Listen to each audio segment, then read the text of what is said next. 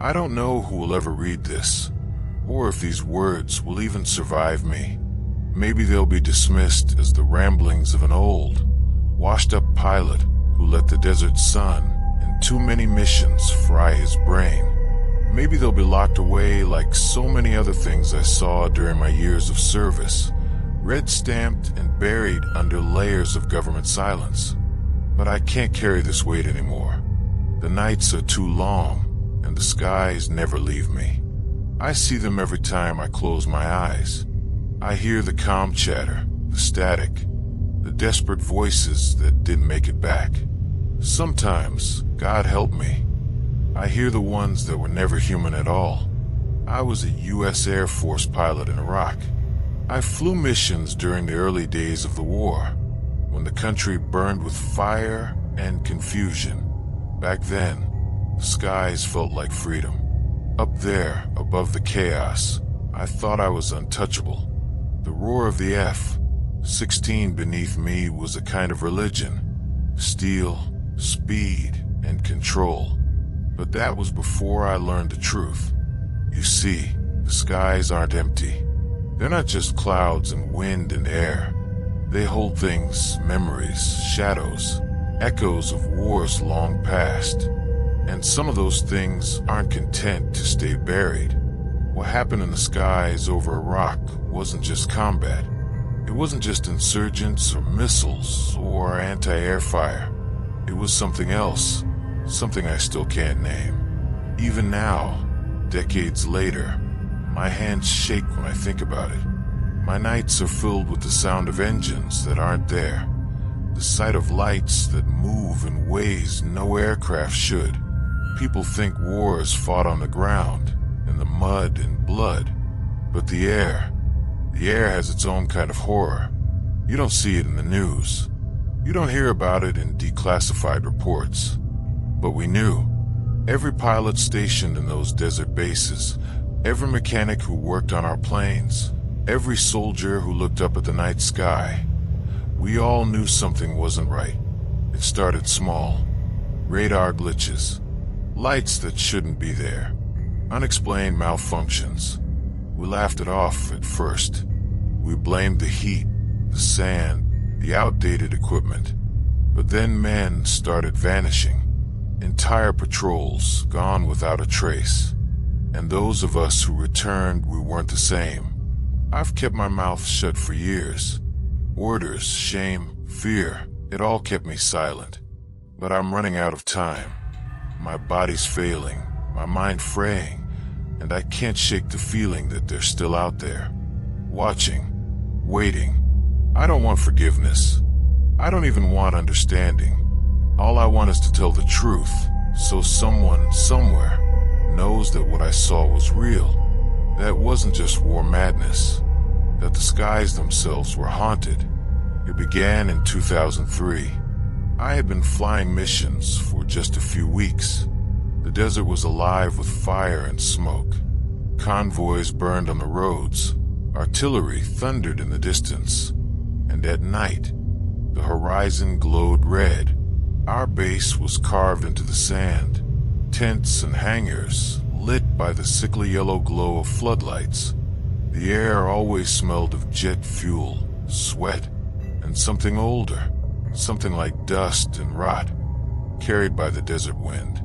I remember the first briefing where they mentioned it, almost in passing. Unidentified radar signatures, the CO said, eyes flicking across us like he didn't want to linger. Most likely enemy drones. Could be weather interference. Don't get spooked. But I saw the way the older pilots shifted in their seats.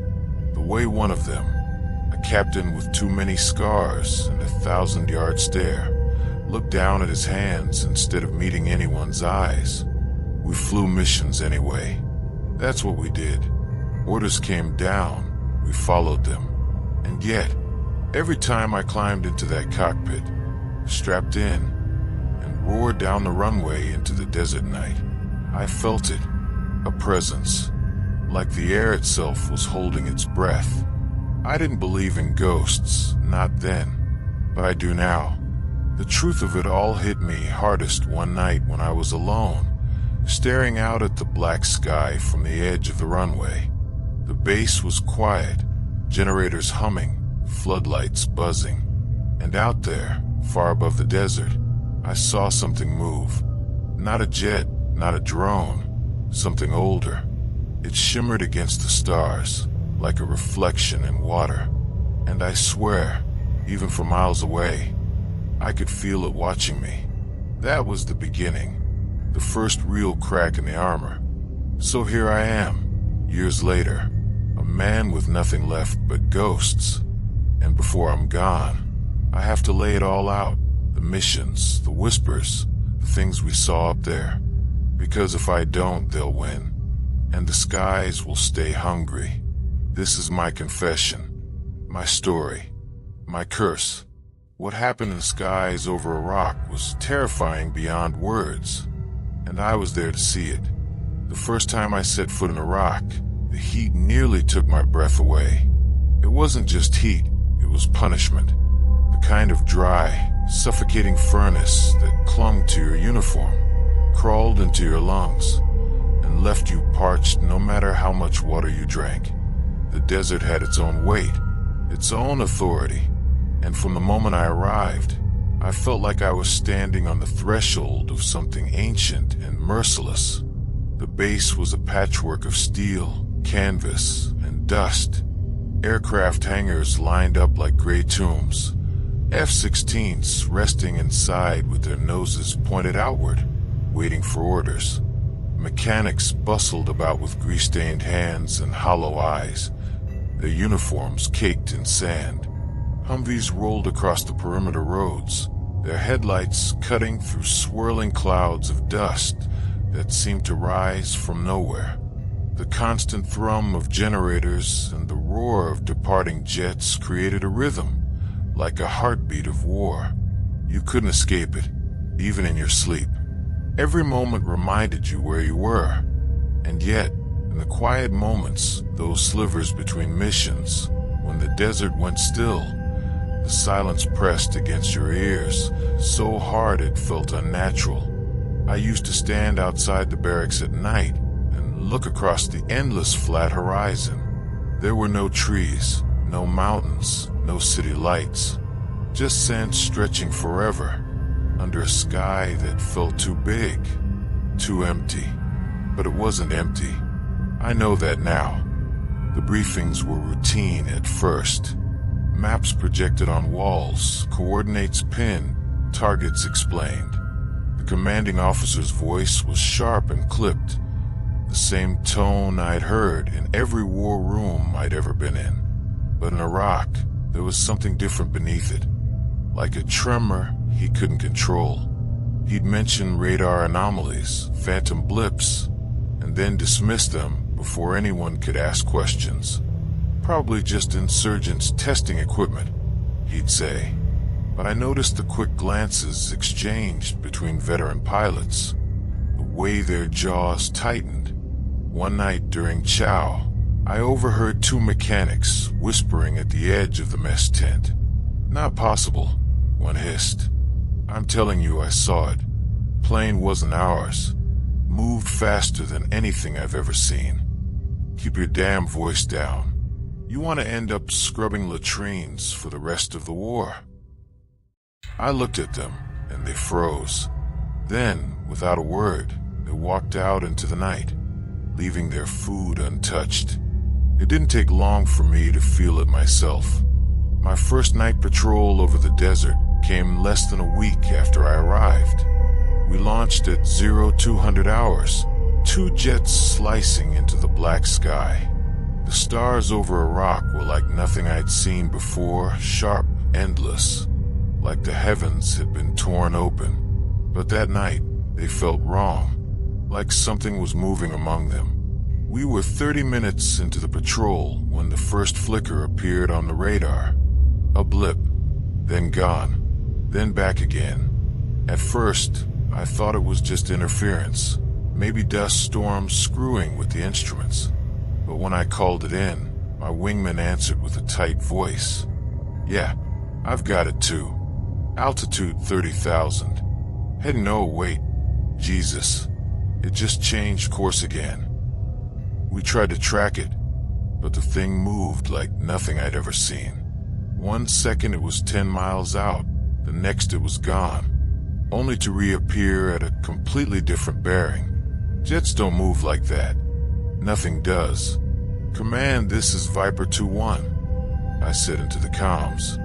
We've got unidentified radar contact. Request instructions. Static. Just static. Then something else. A whisper. It was faint, buried under the crackle of the radio. But it wasn't random noise. It was a voice. Low, drawn out, almost mournful. My blood ran cold. Did you hear that? My wingman asked, his voice trembling. I wanted to tell him no. I wanted to pretend it was nothing, but I couldn't, because the whisper had said my name. We returned to base without engaging, but neither of us spoke about it during debrief. When the CO asked for a report, I just said, no contact, just radar interference. My wingman nodded stiffly, eyes locked on the table in front of him. But that night, lying on my cot, I couldn't shake it.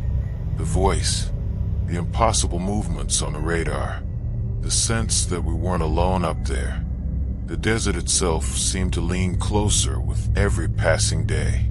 Sandstorms would rise without warning, massive walls of grit swallowing the horizon. I remember one night walking to the hangar when the wind picked up, carrying with it a sound like whispers in the dark. The sand stung my skin, and for a second I thought I saw shapes moving inside the storm, like figures walking through the veil. Every soldier at the base felt it, though most wouldn't admit it. The jokes got darker, the silences longer. Guys would wake up screaming in the middle of the night. Some said they'd dream of flying, not in jets, but on wings of bone and fire. The desert was getting inside our heads. The CO tried to keep us focused, but I saw the fatigue in his eyes too. He started locking up reports, shredding logs, keeping certain missions classified even from the pilots who flew them. Operational security, he said. But I knew it was more than that. He was hiding something. The whispers grew louder with every flight. And one night, standing alone at the edge of the runway, I finally saw it for myself. Far above, against the velvet black sky, a light appeared. At first I thought it was a star, but stars don't move like that. It slid across the heavens, stopped, then darted in a jagged line, faster than any aircraft could dream.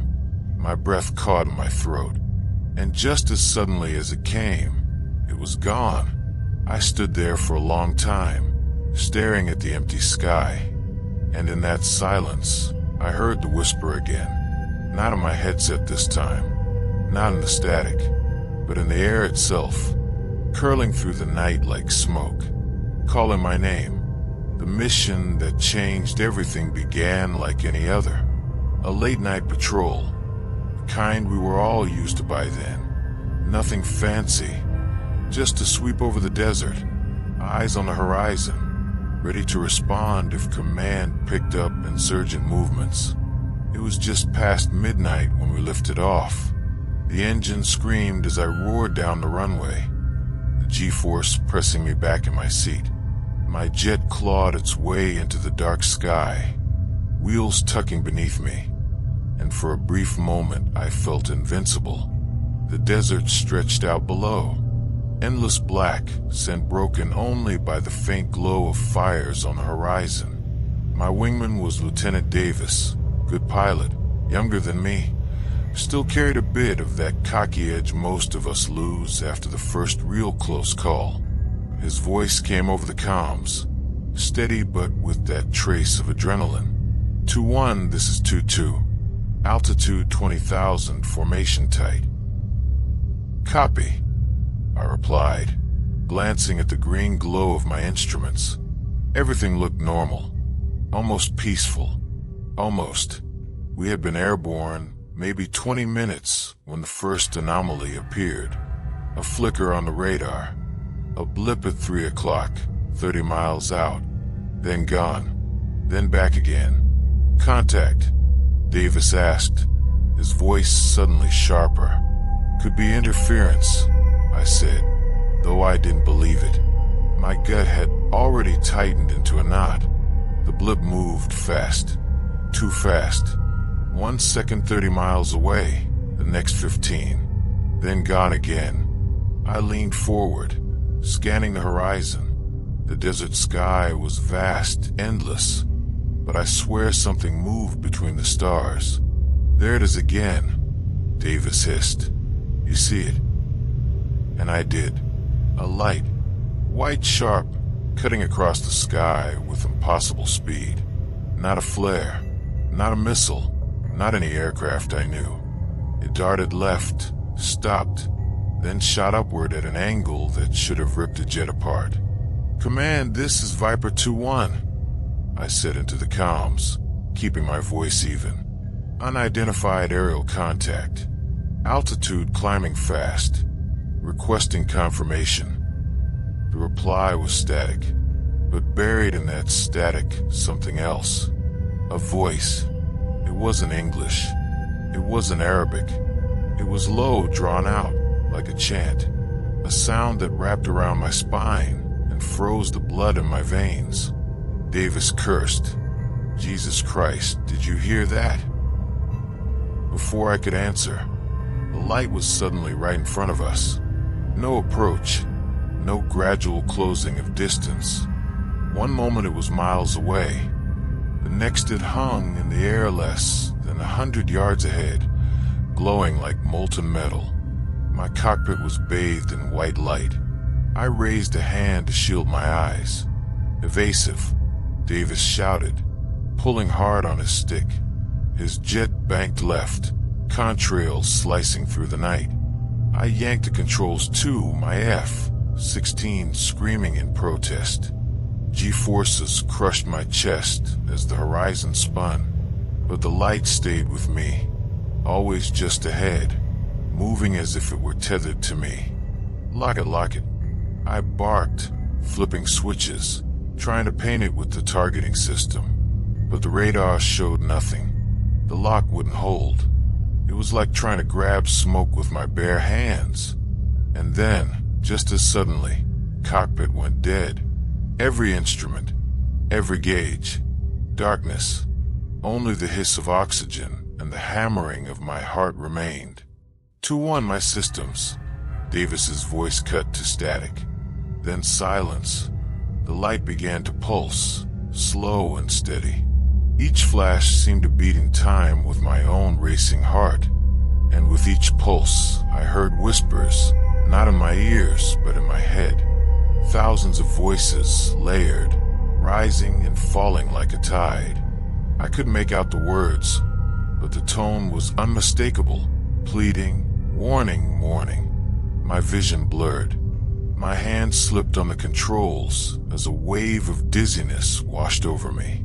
I fought it, gritting my teeth, forcing my focus back.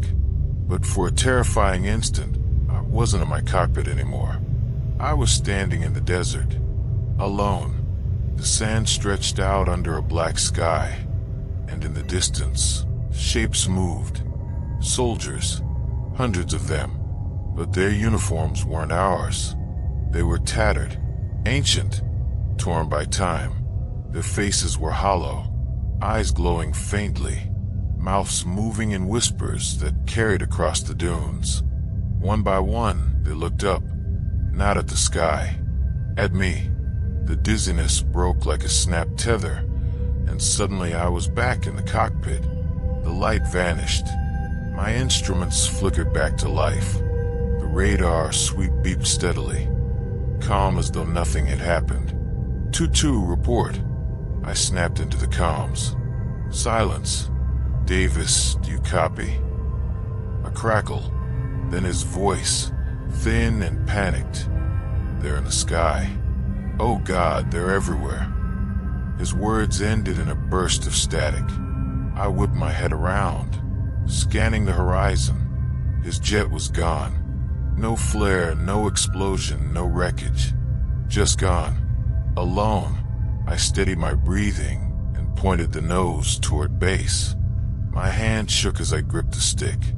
For the entire flight back, I felt them, eyes on me, pressing in from the dark, whispering just beyond hearing. When my wheels finally touched the runway, I exhaled a shudder I hadn't realized I'd been holding. The base lights glared up at me, reassuring in their harshness. I rolled to a stop, canopy hissing open, the night air rushing in. But Davis's jet never returned. In the debrief, I told them he vanished. Radar logs showed nothing. Command wrote it up as a probable shoot down by insurgent fire. They called it fog of war. But I knew better, because when I closed my eyes that night, I heard him. Davis. His voice carried on the wind, broken, terrified, whispering my name. And I knew the desert sky had taken him. Sleep became a luxury after Davis disappeared. Nobody wanted to admit it out loud, but every pilot in the squadron felt it.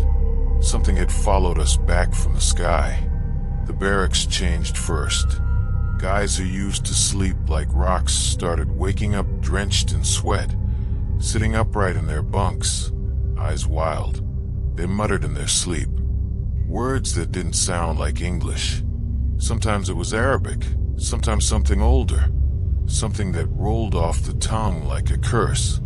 One night, I woke to the sound of a low hum. At first I thought it was just the generators outside, but as my ears adjusted, I realized it wasn't mechanical.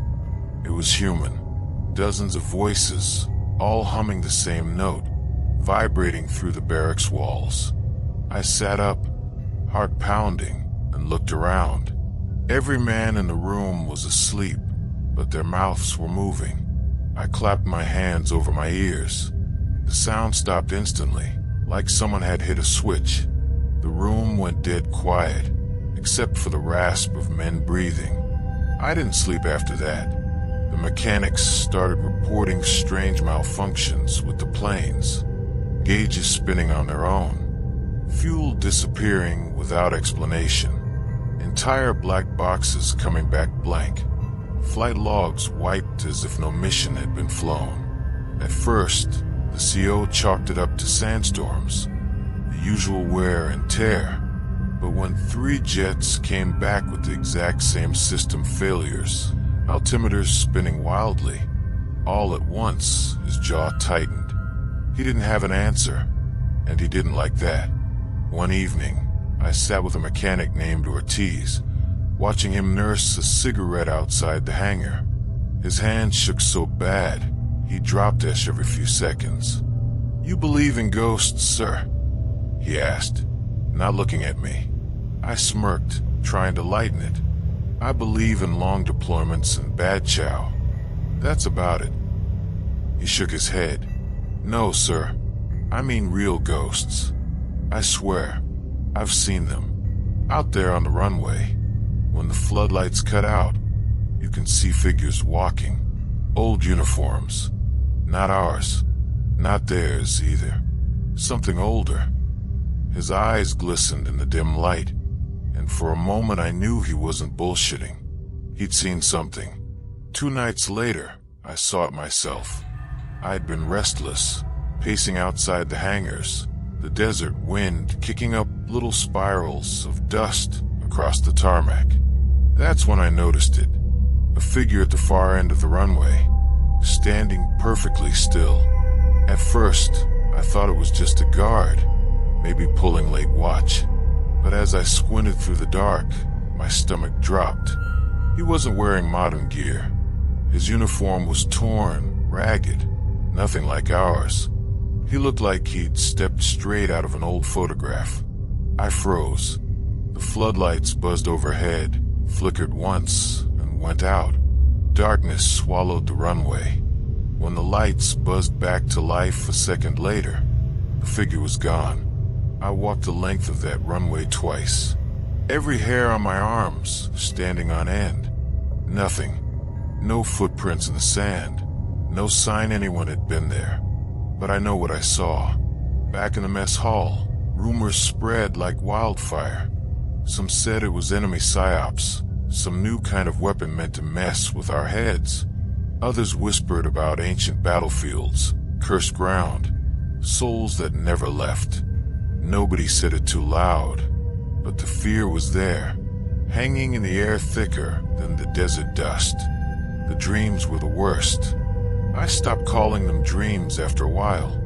They weren't random, weren't fragments of the subconscious. They were memories, but not mine. I'd find myself flying over deserts I didn't recognize, chasing enemies that weren't real. Sometimes it was World War II bombers lumbering through the clouds, their engines smoking. Sometimes it was dogfights against jets we didn't have anymore. Other times, it was soldiers crawling through trenches under skies lit by artillery. And in every one of those dreams, they all looked at me. Not like an enemy, not like an ally, more like a witness. During debriefings, I noticed my fellow pilots growing pale, silent. Nobody wanted to talk about what we'd seen.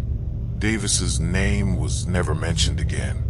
Officially, he didn't vanish into thin air. He'd been shot down. Case closed. But every man in that room knew the truth, and the silence ate at us. The CO grew more paranoid with every passing day. He started locking mission records in a steel cabinet in his office, shredding papers instead of filing them. I overheard him once, whispering to a superior over the sat phone, "We can't contain it much longer." His hand trembled as he lit a cigarette afterward. Whatever was happening, command knew more than they let on. One evening, while the sun bled red into the horizon, I walked past the chapel tent. The door flap was open, a dim lantern casting a weak glow inside. I paused when I heard voices. Low, chatting. I stepped inside, expecting to see a chaplain leading a service. But the tent was empty. The chanting stopped the instant I crossed the threshold. The lantern flickered. The air turned icy cold, so sharp I could see my breath. And then, just faintly, from somewhere above the canvas roof, I heard jet engines, the roar of afterburners tearing across the night sky. I stumbled outside, heart hammering, expecting to see aircraft streaking across the stars. The sky was empty. No launches, no patrols, no lights, but the sound of those engines lingered in my ears long after the silence returned. Back at my bunk, I tried to convince myself I was losing it. Combat stress, sleep deprivation, hallucinations from too many long hours in the cockpit. But deep down, I knew it wasn't just me. It was happening to all of us. The desert was haunted. The base was infected. The air itself was wrong. And the worst part was the feeling I couldn't shake. That all of it, every whisper, every shadow, every nightmare, was leading somewhere. Somewhere we weren't meant to go. Orders came down just before midnight. A strike mission. High-value target. Deep into hostile territory. The kind of op that kept us sharp. Reminded us why we were there. On paper, it was simple. Launch under cover of darkness. Make the run. Return before dawn. But the air felt different that night. Heavy. Expectant. As if the desert itself was holding its breath, waiting. We gathered in the briefing room. A dozen pilots sitting stiff-backed under the hum of fluorescent lights. The CO stood at the front, pointing to maps, coordinates, enemy strongholds. His words were clipped, mechanical, but his eyes betrayed him. Bloodshot, twitching to the side, never holding contact for more than a second. Radar interference may be stronger tonight, he muttered. Storms over the horizon. Stay on comms, stay tight. No deviations. Understood. We all nodded, but I caught the way Ortiz, sitting in the back, mouthed something under his breath, "Don't go." I strapped into my F-16 with hands that trembled more than usual. The ground crew moved like shadows, their faces pale under the floodlights. One of them, a young kid, slipped as he locked down my canopy. He looked up at me through the glass, and I swear his lips formed the words, "They're waiting for you." Then the engines roared, drowning everything out. We launched as a formation, jets tearing into the sky like shards of steel. The base shrank beneath us, swallowed by the night. At first, everything was routine. The desert stretched endlessly below, a sea of shifting black sand. Our instruments glowed green, steady. Comms were clear. The target zone lay ahead, somewhere beyond the horizon. Then the storm rose. It came out of nowhere, a massive wall of black clouds, stretching from earth to sky. Lightning forked across its belly, illuminating shapes that weren't clouds at all. Twisted, jagged silhouettes, moving against the wind. 2-1, you seeing this? Davis's replacement, Lieutenant Harker, broke through comms. His voice wavered, though he tried to hide it. "Copy," I said, my throat dry. "Maintain course." We plunged into the storm. The cockpit rattled as turbulence slammed us from all sides.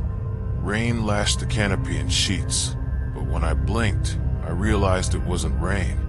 It was sand, black sand, pelting the glass, clinging like ash. My instruments flickered, altimeter spinning, fuel gauge dropping, and then refilling as if caught in some unseen tide. Static filled the comms, then voices. Not our voices, not human voices. Low, guttural whispers, layered over each other, speaking in a language I didn't know. Some were mournful, some furious, some pleading. And then, clear as day, I heard Davis's voice. 2-1, break off. Don't follow them. Please. My blood went cold. "Harker, did you?" I started, but his reply cut off in a scream. I looked left in time to see his jet swallowed whole by the storm. 1 second it was there, the next it was gone, as if ripped out of existence. No explosion, no fireball, just gone. "Command, this is Viper 2-1. I shouted into the comms. "We've lost 2-2. Repeat, we've lost." The radio screeched, a piercing tone like metal tearing apart, and underneath it, whispers calling my name. My canopy fogged, ice crystals forming along the edges. Impossible at this altitude, in this heat. I wiped at it, heart racing, but the frost only thickened. Shapes moved across the glass, shadows pressing close, their faces stretched and hollow. I could see their eyes, empty sockets glowing faintly with pale fire. "Get out," one of them mouthed. I yanked the stick, diving, desperate to escape the storm. But below me, the desert wasn't desert anymore. It had changed. The ground shifted like liquid, rippling black. An endless sea of darkness. My jet screamed as the altimeter spun wildly, unable to find purchase. And in that ocean, things moved.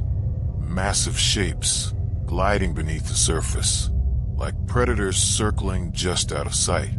I pulled back hard, trying to climb, but the storm clamped around me. Lightning forked again, illuminating a shape above me.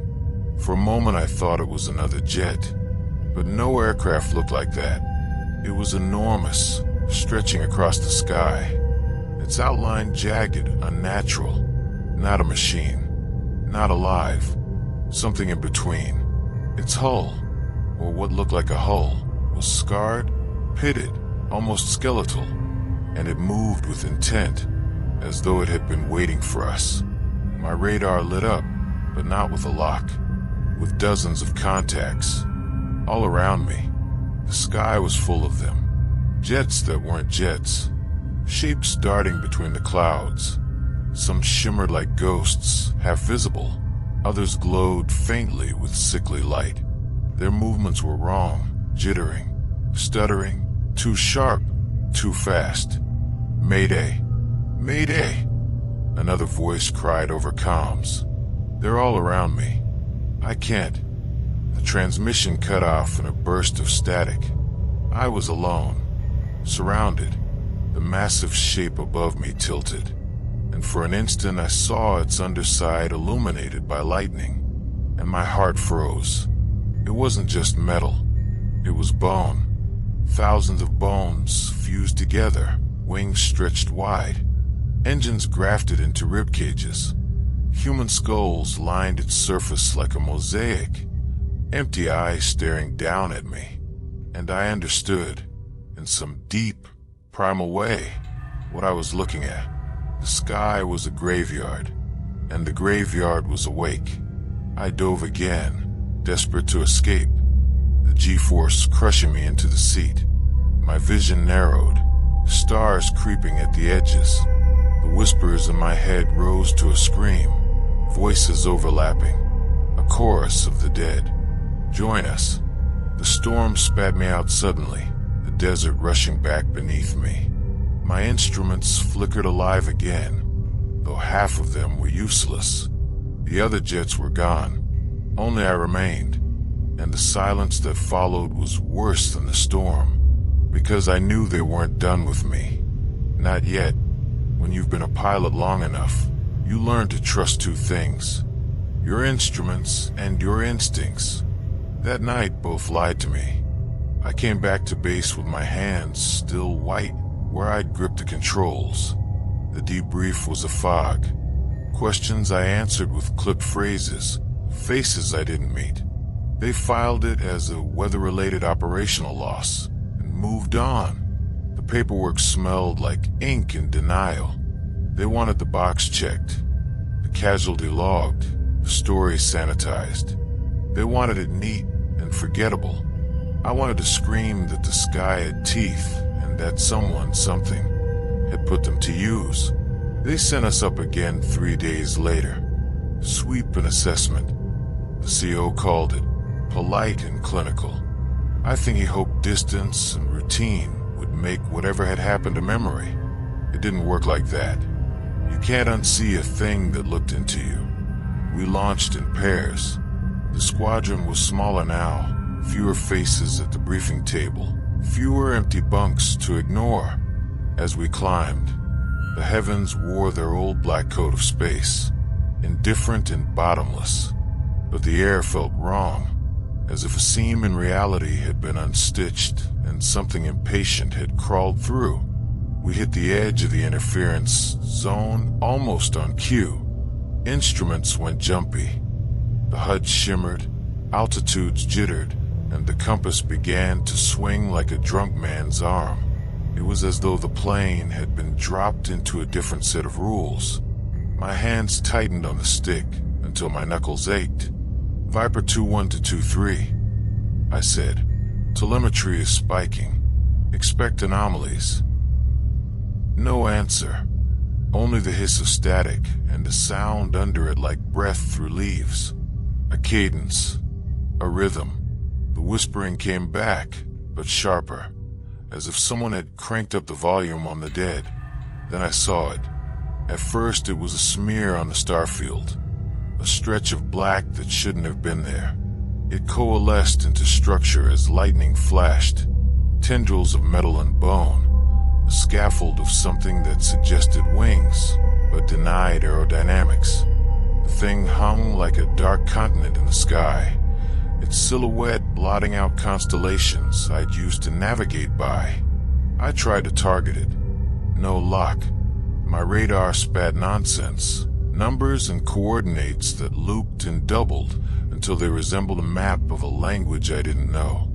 Systems failed in waves, comms, targeting, flight controls. It was like someone had put their thumb on the cockpit and smeared reality. My O2 mask tasted metallic. The HUD flickered with someone else's flight data. Call signs that weren't ours. Timestamps from different wars stamped over my glass. I saw names. Luftwaffe squadrons, Royal Air Force sorties, carrier air groups from long-ago Pacific battles. The ghosts of every machine that had ever sliced the sky. "Contact visually," said a voice behind me. Creed, one of the few who still flew. His hand hovered near his mic, tense. And there, he didn't finish. His jet rolled slightly, and in that heartbeat his face on the small auxiliary camera was all wrong. Too pale, eyes pocketed in shadow, mouth moving as if forming words we could not hear. Then his image snapped to static, and the feed died. Something brushed my wing. Not air, not turbulence. It felt like cold fingers along the fuselage, leaving streaks that looked like frost, even though the gauges said we were well below any freezing altitude for ice to form. "Evasive," I ordered, but my voice sounded far away, filtered through a corridor of wet fabric. I banked hard and felt the plane resist, as if some non-physical hand held it in place. The stick pulsed under my fingers with the rhythms of a heart not my own. And then I heard it, not through the radio, but inside my skull. A syllable elongated, pained and ancient. It folded around my name. The effect was not cognitive. It was visceral, as if a hand pressed against my sternum and squeezed air from my lungs. 212, came a broken transmission. Creed again, breathless. "They speak in voices of the dead, they're pulling." He cut off, and then there was a sound like tearing fabric, only its texture was made of bone. My stomach dropped. I glanced to port and saw the shadow of an object pass over us, and felt the pressure drop, like we'd sailed over a cliff of air. I fought to keep the nose up, muscles burning. The jet screaming protest. My HUD flashed a warning. Structure integrity compromised. The words were clinical and useless. My canopy pinged, small fractures spidering outward in an instant, like frost creeping across glass. Frost in the desert sky. I pressed the emergency seal and felt the smell of ozone and something sweet and rotten. A shape came up under us, enormous, and I realized it was not under us at all, but through us. Part of it, the wing-like appendage, seemed to occupy the same three-dimensional space as our aircraft and another space overlaying it. It left impressions on my instruments that should have no right to exist. For a second, in the reflected light, I saw faces. Dozens of them. Pilots from different uniforms, ages, expressions. Some in helmets cracked and stitched. Others with eyes hollowed and empty. They looked like passengers of a funeral train. "Pull up, pull up." I screamed, but the words were raw. The control column slid in my hands, as if cooperating with a will not my own. The plane responded in fits and starts, sluggish, like a beast drugged on lead. My ears popped and a high ringing overtook me. The radio burst with transmissions from all epochs, the clipped commands of training, foreign languages, prayer, static. Underneath, a low chorus repeated, "Come, join, finish." I fought, one decision after another, machine and mind and muscle in a fractured, gleaming ballet. I dumped fuel, tried to rearrange my angle of attack, kicked the rudder until my feet hurt. The plane shuddered as if something massive had walked across its back. For a terrifying sliver of time, I saw my own reflection in the canopy, older, eyes rimmed in red, face gaunt, and behind me, in the shimmer of glass, shadows moving as if in formation. Those shadows were not outside. They were inside the world, seeding it, and then release. It was not heroic. There was no thunderous explosion or a last-minute miracle. It was a tiny thing, a brief realignment of air currents, perhaps, or the thing above us shifting its vast, skeletal weight. The plane lurched and fell free, as if someone at the sky's edge had loosened a hand. We went into a nosedive, and I held on to the columns of my life, instrument needles vibrating like agitated insects. The ground rose up fast, like an enemy, and the radio was full of broken cries. Creed's voice, if it even belonged to any living man anymore, cried something that hung in my memory. It remembers us. I leveled out by reflex, by muscle memory trained in thousands of sorties. The desert swept by, black and indifferent. My instruments staggered back to sanity. The canopy healed, superficially, tiny cracks sealing like frost receding in spring. The whisper reduced to an echo, then to nothing. My chest heaved. Sweat glued my flight suit to my skin. Behind me on the wing, there was evidence the storm had been more than wind, a smear of something dark, not oil, not blood, but a tacky residue that smelled of old rust and something sweeter, like old perfumes. We limped home. As we taxied, mechanics peered with flashlights and said nothing. The report had the usual phrases: instrument failure, anomalous readings, pilot fatigue. They mended the plane with taping and assessment and paperwork. They never talked about the faces, but faces are stubborn. They don't stay boxed in reports. They find ways to sit in corners of sleep. They crawl beneath the ribs of your heart and set up camp. That night, in the small hours, I lay awake and listened to the hum of generators and the tiny scurry of rodents in the insulation. Outside, the desert went on breathing.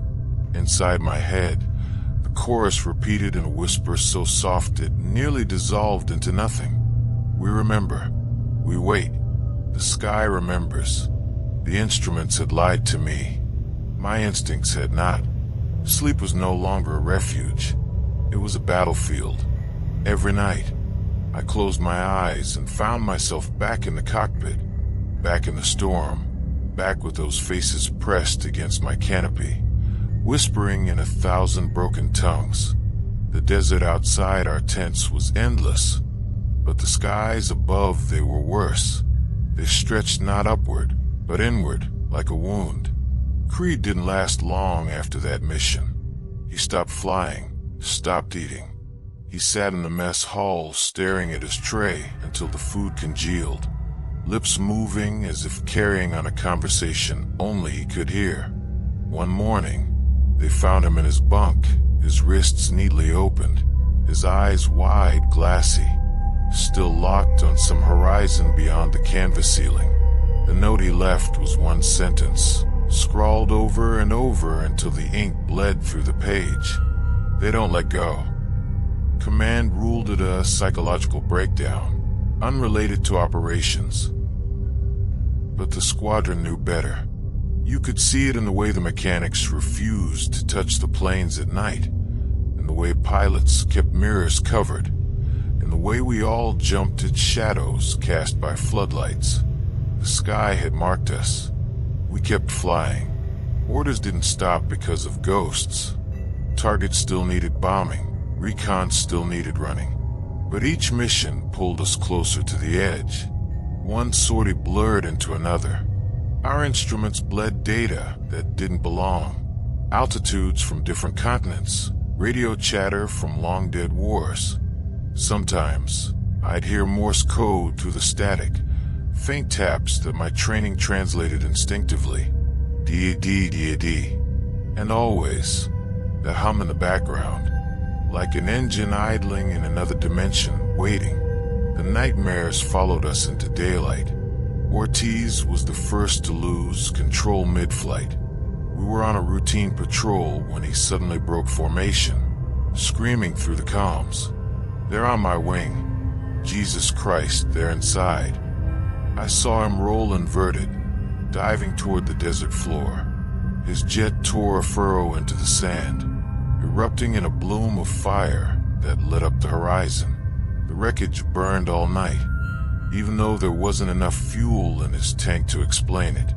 The recovery crew swore they found bones in the debris. Far too many bones for one man. Command buried that report as fast as they could. The rest of us unraveled more slowly. Captain Morales began drawing. He'd sit at his desk for hours, sketching on anything he could find: napkins, scrap paper, mission maps. The shapes were always the same: sprawling, skeletal constructs that resembled aircraft, but twisted into impossible geometries, lined with screaming faces. When I confronted him, he just smiled, eyes hollow. "They're teaching me," he whispered, "teaching me the shape of forever." 2 days later, he walked into the desert and never came back. I tried to hold myself together. I told myself it was stress, fatigue, desert fever, anything but what it really was. But the cracks spread. I'd catch glimpses of movement in the hangars when no one was there. Tools rearranged themselves overnight. One morning, I found my flight helmet on my bunk, its visor cracked, smeared with frost. I hadn't touched it since the last mission. At night, when I lay in my bunk, I could hear them circling above the base. The faint drone of engines that didn't exist, weaving through the sky. Sometimes, shadows passed over the tents, vast, winged silhouettes blotting out the stars. And always, the whispers. They weren't background noise anymore. They spoke directly to me. Sometimes it was Davis's voice, sometimes Harker's, sometimes Ortiz's. The dead spoke as if they were still flying beside me. "Stay with us, 2-1. Don't fight it. The sky is ours now." One mission sealed it. We were scrambled after midnight, an emergency strike. I didn't even know the target. The details blurred as soon as they left the CO's mouth. I strapped in, engines roaring, and climbed into the black. The higher I went, the colder it got. Not just the usual drop in temperature. This was a chill that seeped into bone, a frost that crystallized on the inside of my canopy. My breath fogged my mask, and I realized the frost wasn't random. It was forming shapes, faces, dozens of them, all the ones we'd lost.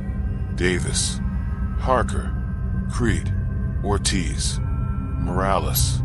Their eyes were empty, their mouths moving silently in unison. I looked down at my gauges, desperate for distraction, and froze. The HUD wasn't showing coordinates anymore. It was showing names. Rows and rows of names scrolling across the glass. Pilots, units, call signs, dates. Some from Iraq, some from Vietnam, some from World War II. Some I didn't even recognize. At the bottom of the list, glowing brighter than the rest, was mine. Viper 2-1. That was when I realized there was no difference anymore between the dead and the living. The sky had become a graveyard, and every time we launched, we were just flying into it. We weren't soldiers. We were offerings. The entities in the storm weren't enemies to defeat or obstacles to overcome. They were collectors. They gathered us piece by piece, memory by memory, until nothing remained but shadows carved into the endless dark. And sooner or later, they would collect me too. The desert was quiet the night they called me in. Too quiet, as if the earth itself knew what was coming and wanted no part in it. The CO didn't look me in the eye during the briefing. He slid a manila folder across the table, its edges smudged with sweat, its contents thinner than any mission I'd flown. Coordinates. Nothing else. High priority, he muttered, his voice flat. Command insists. You're the only one left with the hours, 2-1. The only one left.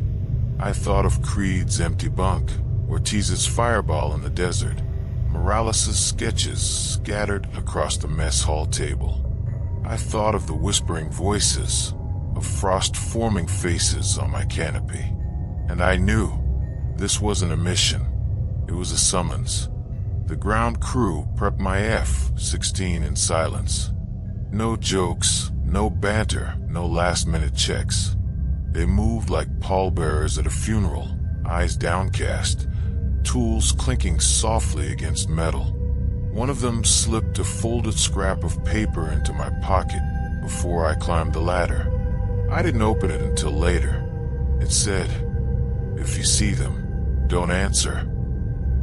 Engines roared, and the runway stretched out like a black tongue leading me into a hungering mouth. I lifted off, the base shrinking beneath me, the desert falling away until only sky remained. But it wasn't sky anymore. Clouds gathered in unnatural formations, coiling like serpents. Lightning rippled silently within them, illuminating shapes that weren't clouds at all, vast, skeletal silhouettes gliding between the stars. The radio crackled once, twice. Then the whispers came back, stronger than ever. 2-1. It was Davis's voice. Calm, familiar, join formation. I looked to my left and nearly blacked out. 3 F-16s flew in tight formation beside me. Their wings gleamed faintly in the lightning, but their cockpits were shattered, torn open like rib cages. Inside, the pilots' faces were pale, skinless in places, eyes empty sockets that burned with cold fire. Ortiz, Creed, Harker, they turned their hollow faces toward me in perfect unison. "Stay with us," they whispered, though their mouths never moved. I banked away, heart hammering, sweat soaking my flight suit. My instruments went wild, altimeter spinning, compass useless, HUD scrolling names faster than I could read, and at the bottom, glowing brighter than before, Viper 2-1. Here, the storm swallowed me whole. Lightning seared the sky in bursts, illuminating the impossible structure above me. The same nightmare I had glimpsed before. Enormous, jagged, part machine, part bone. A cathedral of the dead, suspended in the clouds. This time, I didn't just see it. I was being pulled toward it. The stick fought me, control sluggish, as if invisible chains dragged my jet upward. My oxygen mask tightened against my face, suffocating. The canopy frosted over, sealing me in a coffin of ice, and the voices grew louder, not whispers anymore. A chorus, 1,000 pilots calling in unison, overlapping desperate. Some were in English, some in languages I didn't recognize, some nothing but screams. They weren't trying to scare me. They were trying to welcome me. 2-1. The CO's voice burst suddenly through the comms, distorted, urgent. Aboard. Do you copy? Aboard immediately. But it wasn't his voice. Not really. It cracked halfway through, splitting into 2 tones. One human, one not. Aboard, it repeated. Join. The radio dissolved into static, then laughter. Not joyous laughter, the kind that creeps from shadows, hollow and cruel. The cathedral opened. Its underside split apart, revealing a vast hollow lined with skeletal wings, rib cages, and faces fused into the architecture. Jets, German Messerschmitts, Japanese Zeros, American Phantoms were embedded in its surface like insects in amber, their fuselages twisted, their pilots frozen in deathless agony. The storm wasn't a storm at all. It was them. Every plane lost in every war. Every pilot who vanished without a trace. Their remains had been gathered, reforged, reshaped into something eternal. A monument, a machine, a predator, and it wanted me. The pull intensified, dragging me into the hollow. My gauges spun until they shattered. Alarm screamed in my ears. I yanked the eject lever, but nothing happened. The canopy wouldn't blow. I was trapped.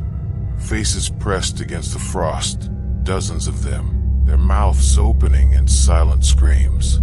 The glass bulged inward as if they were trying to crawl inside. And for a moment, I wanted to let them, because the deeper I was pulled, the less the terror hurt. The voices promised release, promised belonging, promised an end to the loneliness of war. No more missions, no more orders, no more fear. Just the sky, forever. I felt my grip loosen on the stick. My vision tunneled. My heartbeat slowed. And then, I remembered the scrap of paper in my pocket. If you see them, don't answer. I clenched my teeth, forced air through burning lungs, and screamed, not words, just raw defiance. The jet shuddered. Something cracked. For a fraction of a second, the pull weakened. I yanked the stick, slammed the throttle, dumped everything I had left into the engines. Flames roared, tearing me sideways out of the cathedral's grip. The storm howled in fury. Lightning lashed, winds tore at my wings, but somehow I broke free. The sky cleared as suddenly as it had darkened. Stars returned. The desert stretched below, silent and endless. But I wasn't relieved, because I knew they had let me go. Not escaped, not survived, just released, like a fisherman throwing back a catch too small to keep. I landed at dawn. The base looked smaller, emptier. The mechanics scattered as I taxied in, eyes averted, tools clattering to the ground. No one spoke as I climbed down, my legs trembling. The CO stood waiting, but his face was pale, his eyes ringed with shadow. "You made it back," he said, but he didn't sound relieved. He sounded disappointed. I realized then that he knew. He'd always known. And that terrified me more than the storm. That night, I couldn't sleep. I lay in my bunk, staring at the ceiling, listening. At first, there was nothing. Just the hum of the generators, the distant howl of wind. Then, faintly, almost tenderly it came. The drone of engines, circling, waiting, and beneath it, the chorus of voices whispering my name. The next mission was not ordered. It was chosen. I woke in the middle of the night to the sound of engines overhead. Not the steady, familiar hum of patrols, but something older, heavier, layered, dozens, maybe hundreds of engines stacked together, droning in a chorus. The others slept, or pretended to, but I couldn't. Not anymore. The sky was calling, and I understood now what that meant. So I dressed. Flight suit, harness, helmet. My body moved without thought, like a man walking to his own execution. The hangar loomed in silence. Shadows stretched long by the pale moonlight. My F-16 sat waiting. A dark beast crouched on the tarmac. But it wasn't just my jet. The whole hangar was filled. Rows of aircraft that shouldn't exist. World War II bombers, Vietnam-era Phantoms, Cold War interceptors, some bore American markings, some enemy insignias, some none at all. Their wings dripped with condensation, their cockpits cracked. And yet, I could hear them breathing, metal shifting, engines whispering. They were waiting for me. The canopy sealed around me with a hiss that felt like a coffin lid slamming shut. The controls vibrated under my hands, alive in a way they never had been before. I didn't request clearance. The runway lit itself, floodlights flickering one by one, guiding me forward like candles at a funeral procession. Engines roared. The jet leapt into the air, and the world changed. The desert vanished below. The stars above bent, twisted, and fell into unfamiliar constellations. The sky was no longer sky. It was an ocean of black fire, an endless expanse of shifting shadows and bone-white light. And they were there, all of them, thousands of planes from every era, circling in vast, perfect formations, wings skeletal, engines glowing faintly like coals, fuselages stitched together from metal and flesh. Some were transparent, ghost-like, others horrifyingly solid. And at the center, enormous, waiting, was the cathedral of bone and steel I had seen before, the graveyard of the sky. They closed around me in silence, wings brushing mine, their formation impossibly tight. Through shattered canopies, I saw their pilots, eyes hollow, faces pale, mouths open in silent screams. But their voices were everywhere. 2-1, join us. It's over. It's always been over. The radio erupted with overlapping transmissions, voices from wars centuries apart. Check-ins, orders, maydays, last words. My name threaded through them all, carried on every frequency. Viper 2-1. I knew then that I had never escaped. Every mission, every nightmare, every frost-coated canopy had led here. This wasn't a new horror. It was the truth of the sky itself. The sky remembers, and it doesn't forgive. The cathedral opened, its vast maw split wide, revealing a hollow lined with wings, bones, and faces. Engines pulsed like beating hearts, the sound deep enough to rattle my bones. And inside, I saw eternity, a storm of souls, pilots torn from time, trapped in an endless loop of their last flight. Dogfights replaying forever, bombing runs repeating endlessly, crash after crash, frozen in a cycle with no end. War without purpose, death without release. That was what the sky fed on. Not blood, not fire, but repetition. A harvest of human conflict, stretching across centuries. And I was next. My jet lurched forward without my command, pulled into the cathedral's gravity. Alarms blared, oxygen thin. The canopy frosted again, faces pressing against it. Davis, Ortiz, Creed, Morales. They didn't whisper this time. They screamed, "Join US." I gritted my teeth, hands locked on the stick. My body wanted to surrender, to let go, to fall into the endless embrace. But somewhere deep inside, a spark remained. I wasn't going to be just another name on the HUD. Not like this. So I fought.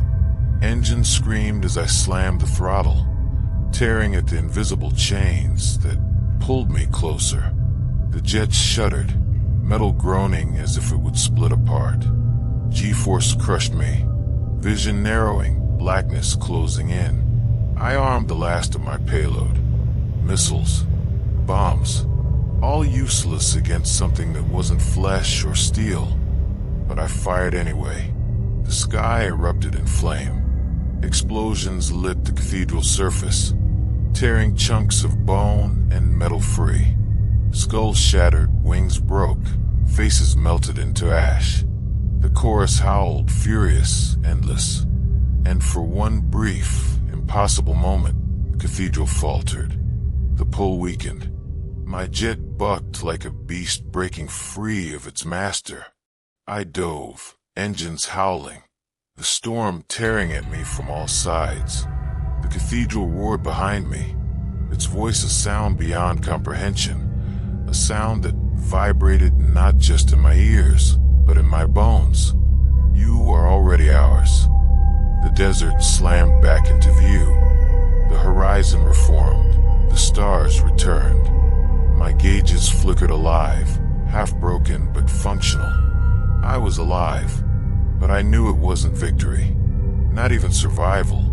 It was a postponement, because as I descended, I could still hear them. The whispers, the chorus, the endless roll call of the dead.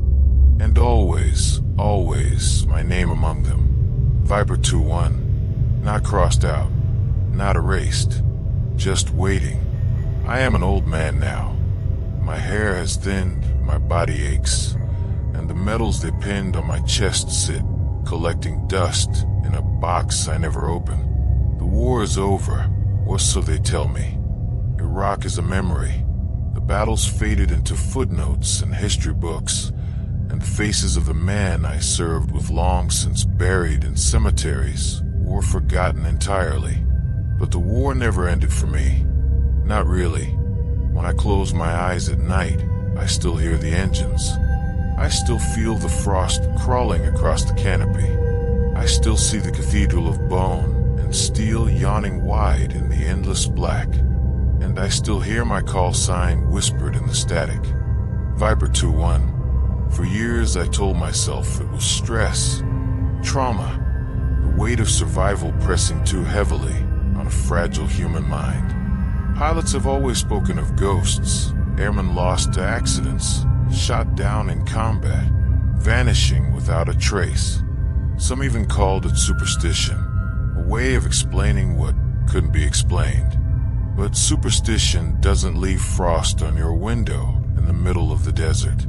Superstition doesn't whisper your name from empty radios. Superstition doesn't build a cathedral of the dead in the sky. No, I saw what was real. I touched it. I fought it. And I know, in ways I cannot prove, that the sky itself is alive and hungry. You may laugh or call me broken, delusional, unfit for the service I once gave. I wouldn't blame you. Truth be told, I wish I were delusional. Madness would be a kinder fate than the one I live with now, because madness dies with you. But the truth outlives us all. Sometimes, in the quiet hours of the morning, when the world is still and my heart is weak in my chest, I hear them, not loud, not screaming, not the storm that nearly swallowed me. No, this is softer, closer, the low hum of an engine idling just outside my window, the brief flicker of my bedside lamp as if a power surge rolled through the house, a reflection in the glass that doesn't quite match the angle of my own face, and the whispers, always the whispers. They no longer shout. They don't need to. They wait. Viper 2-1. I wonder sometimes what became of the cathedral after I struck it. Did I wound it? Did I delay it? Or did I merely play into its endless cycle, another fool firing weapons into the void while the void laughs and records my name? The sky is patient. It has eternity. I do not. And when my time comes, when my body finally fails, when my chest gives out and my lungs collapse, I know where I will wake. Not in heaven, not in hell, but in the cockpit, the canopy ceiling, the frost crawling, the engines humming, a roll call without end. Some men find peace in age. They forgive themselves. They grow gentle. They wait for their families to gather at their side before the last breath leaves them. That will not be me. My family already knows I am distant, cold, lost in memories I refuse to explain. How could I? How could I tell them that the sky itself is a predator? Their father, their grandfather, has lived his whole life knowing his name is already etched into a ledger of the dead. I'll die as I lived, strapped into a seat, staring at instruments, listening to the whispers of ghosts who never left me. But before I go, I leave this confession, not for forgiveness, not for absolution, for warning. If you are ever in the skies, if you ever hear the hum of engines where none should be, if your canopy frosts and you glimpse a face where only your reflection should be, turn back. Do not chase the sound. Do not follow the lights, because the sky remembers. It keeps its debts, and it never forgives. I was a U.S. Air Force pilot in Iraq. I've fought battles you'll never read about, against enemies that never carried rifles, never planted bombs, never drew breath. And what happened in the skies will follow me into death, because the truth is simple and terrible and final. War never ends. It only waits, and the sky is its cathedral.